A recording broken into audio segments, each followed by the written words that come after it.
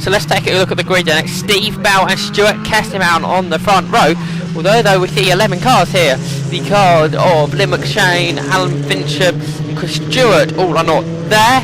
And we have the Mark Turner Jamin will be starting from the pit lane. It's going to be the battle between Stuart Kestenbaum and Steve Bell. So it's Steve Bell that leads as they head down to Brundle for the first time. And they're side by side almost behind. A good start from Bell. He's got a few car lengths lead as they head through Brundle for the first time. Then it's Colin Williams in third position there, ahead of Nigel Lingwood and Steve Pearce at the back of that then. One of the oldest cars on the grid, the 78 Van Diemen. And there is Colin Williams. In fact, if it was Williams then ahead of Lingwood and Pearce. And we've got a spinner. That's Callum Frost in the MRE by the looks of things.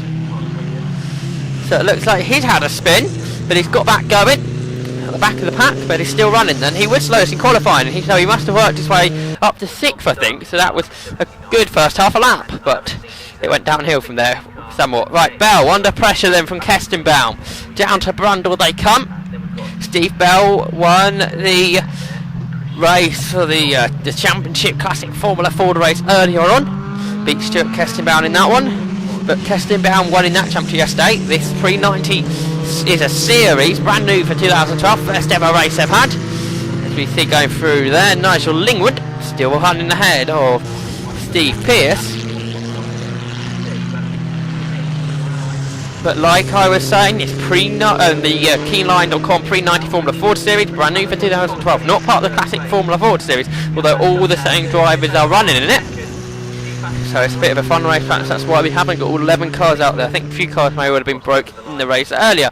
Anyway, this battle between Bell and Kestenbaum has been going all weekend. Who's going to get it? They've both won one race each. Kestenbaum trying to come round the outside of Steve Bell, unable to do that. Colin Williams in the PRS is not far behind the two leaders. Perhaps all three of them will win a race, but it's going to be a tough challenge for Colin Williams to win it, because Bell and Kestenbaum in these damp conditions we've got here. We had a downpour earlier on just before the classic Formula Ford 2000 cars had a race. Certainly not that wet out there, but it's still quite damp. Anyway, in 6th, there we see Mark Turner in the Jamin.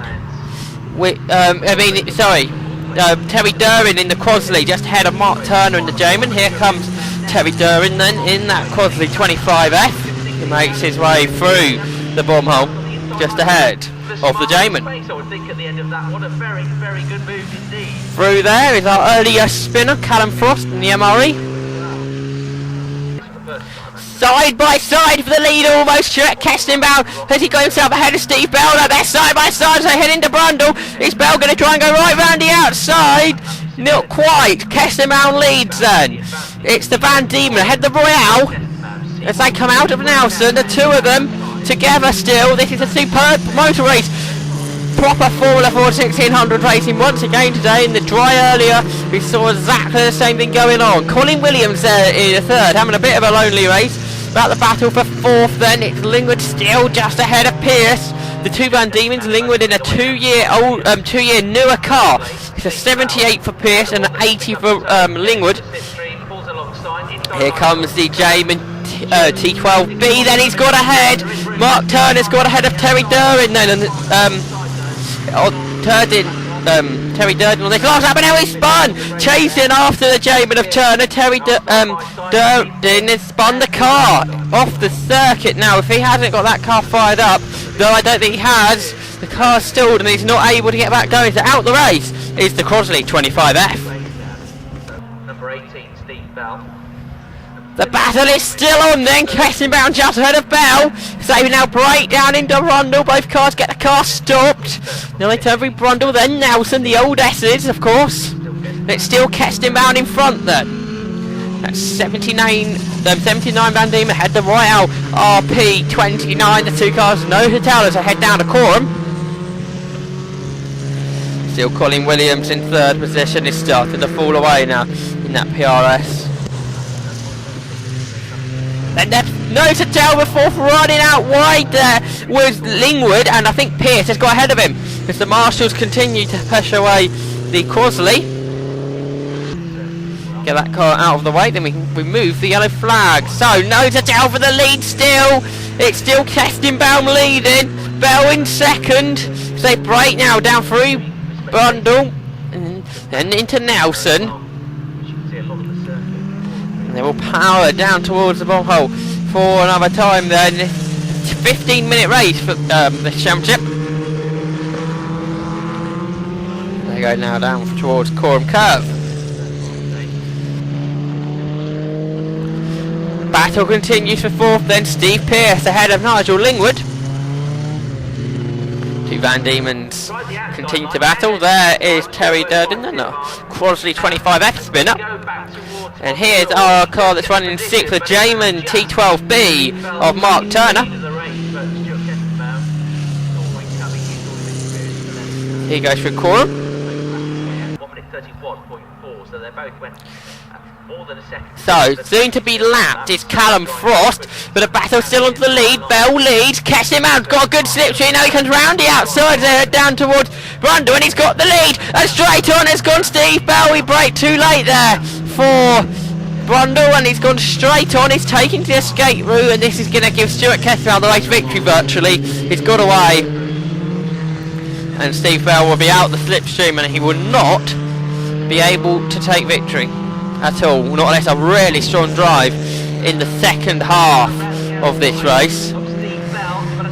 Deal Pearce is ahead of Lingwood in the battle for fourth. Did he know they've changed positions, haven't they? Lingwood's got back ahead of Pearce. So this battle for fourth are changing positions all the time.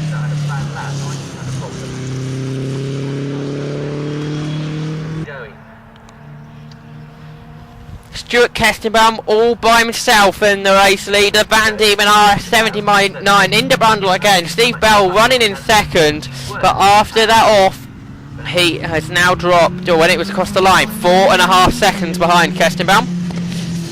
Colin Williams is soon to lap the car of Callum Frost, the MRE.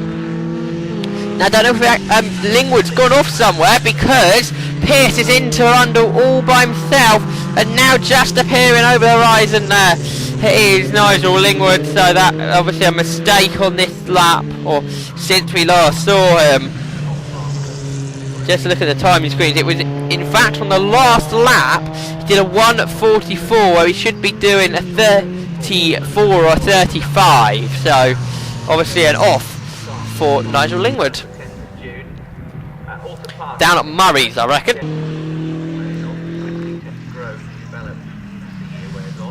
Kestenbaum still leads then. Last time it was 4.6. I wonder Steve Bell, he's just backed off because he did a 34 in that last lap.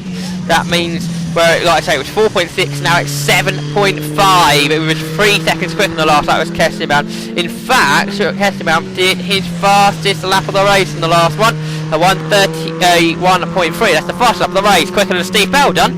Bell's quickest was a couple of laps ago, a 31.4. Closest car to on that pace is Colin Williams, who did 1:33.2. Comparing that to qualifying this morning, they're about 10 seconds off the pace. These damp conditions.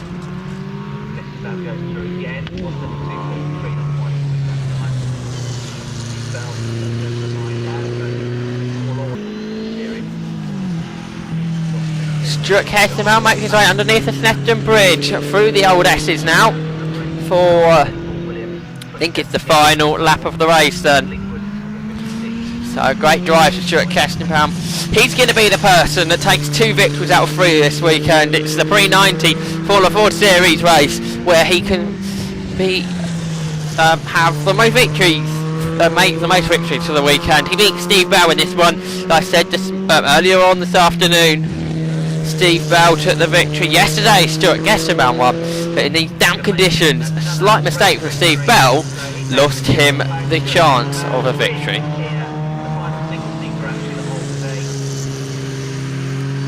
So we get the official classification up on our screen in a moment, and that will show us that Stuart Kestenbaum took victory by 7.7 seconds in the end. Third to Colin Williams, fourth to Steve Pearce, fifth to Nigel Lingwood, 6th to the Jamin of Mark Turner. In 7th, Callum Frost in the MRE. Terry Durden, of course, didn't finish after his spin.